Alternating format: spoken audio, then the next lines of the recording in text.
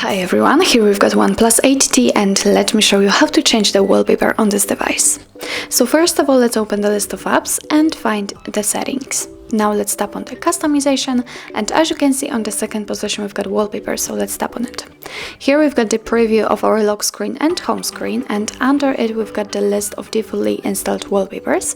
What's more, we can tap on my photo, so you will be transferred to your gallery and you will be able to set your own photo as a wallpaper. But let me pick something from the defaultly installed ones. If you want to see how it will look like, simply tap on it. As you can see, it immediately appears on the preview. Let me pick something, for example this one, and if you are ready, click on save. And as you can see, we just got back to our homepage and the wallpaper has been applied successfully. So that's all. This is how to change the wallpaper in your OnePlus 8T. Thank you so much for watching, and if you find that this video was helpful, please hit the subscribe button and leave the thumbs up.